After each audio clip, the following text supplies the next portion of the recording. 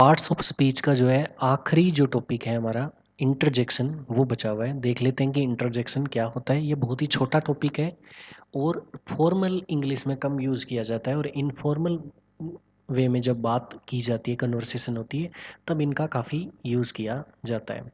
तो इंटरजेक्शन एक ऐसा वर्ड या फ्रेज होता है जो अचानक आई हुई जो भावना या इमोशन होता है उसको जाहिर करने में हेल्प करता है। कुछ ऐसे शब्द होते हैं जो आश्चर्य को, खुशी को, गुस्से को, दर्द को, इनको जाहिर करते हैं। हिंदी में भी ये शामिल होते हैं और बहुत ही शॉर्ट वर्ड्स होते हैं, एक्सक्लेमेटरी होते हैं और एक ग्रामेटिकल कंजक्शन जो है कनेक्शन नहीं होता इनका रेस्ट ऑफ द सेंटेंस से, इन्हें अलग से ही लिखा जाता है। तो कॉमन कैरेक्टरिस्टिक्स क्या होती है इन इंटरजेक्शंस की?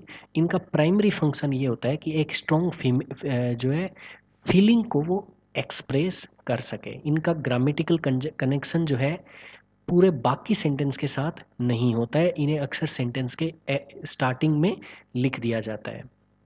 ये मतलब दूसरे जो सेंटेंस के वर्ड होते हैं, सेंटेंस के अंदर दूसरे वर्ड्स होते हैं, उनको कभी भी मॉडिफाई नहीं करते।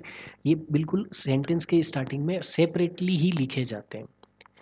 ऑफन स्टैंड अलोन, अक्सर एक क्या होता है, ये पूरा के पूरे एक सेंटेंस का रूप ले सकते हैं। अब बोलते वक्त जब हम जो है इंटरजेक्शंस को लिखते हैं, जैसे एग्जाम्पल के साथ आगे मैं समझाऊंगा, उसमें क्या होता है कि अगर आप केवल इंटरजेक्शन ही इस्तेमाल करते हो बोलते वक्त, तो आपको आगे कोई सेंटेंस बोलने की भी आवश्यकता नहीं होती है और फिर भी सामने वाले को समझ में आ जाता है कि आप क्या कहना चाह रहे हो, आपकी फीलिंग उस बात को लेके क्या है। और अक्सर जो है इन्हें क्या किया जाता है, इन वर्ड्स के जस्ट बाद में जो है एक्सक्लेमेटरी मार्क्स, एक्सक्लेमेशन मार्क जो है यूज़ किया जाता है। लेकिन अगर ये बहुत ज़्यादा स्ट्रॉन्ग इमोशन शो करते हैं और थोड़ा माइल्डर अगर इमोशन अगर आपको शो करना है, कम इमोशन शो करना है, तो आप कोमा यूज़ कर सकते हो। या फिर अगर इनके बाद में अगर कोई सेंटेंस लिखा हुआ है तो फिर कोमा आप यूज़ करते हो। कुछ कॉमन जो इंटरजेक्शंस यूज़ हम करते हैं वो देख लेते हैं।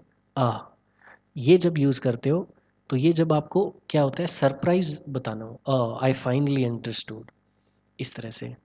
इसी तरह से अलास होता है, अलास जब आपको जो है क्या दिखाना हो, दुख दिखाना हो, अलास ही इज़ नो मोर। या फिर ब्रावो, ब्रावो कब बोलते हो, जब आप किसी की तारीफ करना चाहते हो, ब्रावो व्हाट ए परफॉर्मेंस, इस तरह से। डैम, डैम कब यूज़ करते हो, जब आपको गुस्सा दिखाना हो। ये इस तरह के जो शब्द होते हैं, damn I miss the bus. Dear me use किया जाता है सरप्राइज के लिए, dear me what a mess. ये क्वेश्चन के लिए, जब डाउट हो, सामने वाले की बात नहीं समझ में आए, दैट्स स्ट्रेंथ स्टोरी है, ही शेड व्हाट है, इस तरह से आप बोल सकते हो। जी, ये जो है ऑफन अमेरिकन इंग्लिश में बोला जाता है सरप्राइज के लिए या एंथुजियाज्म का, कि दैट्स अमेजिंग, इस तरह से। इसी तरह से होता है गोश, सरप्राइज दिखाने के लिए, gosh I didn't see you there. इसे ही हुर्रे या होर्रे ये भी यूज़ किया जाता है जब जीत के बारे में, hurray we won the game. ऐसे ही हम जो है थिंकिंग को दिखाना, हम I am not sure about that. Oh, ये भी सरप्राइज के लिए होता है, oh I forgot my keys, oh that hurts. इसी तरह से आउच, अगर आपको दर्द शो करना है तो ouch I stepped my toe.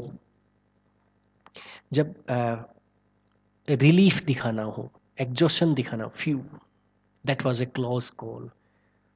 जब किसी का अटेंशन लेना हो तो ओवर हियर, इस तरह से।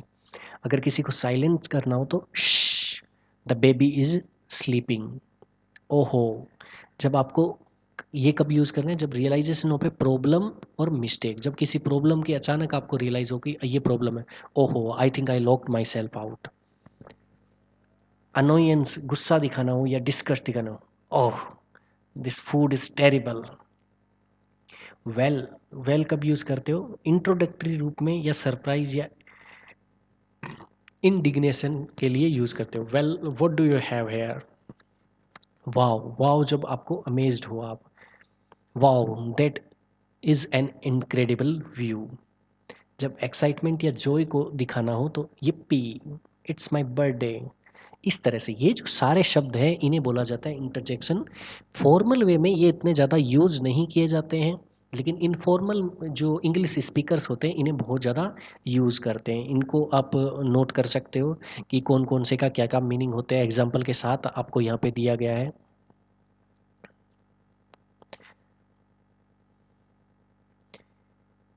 अब पंक्चुएशंस के बारे में जैसे बताया, एक्सक्लेमेशन मार्क आपको यूज़ करना है जब आपको स्ट्रॉन्ग इमोशंस शो करने हैं। Eureka, I have found it, ouch that stings.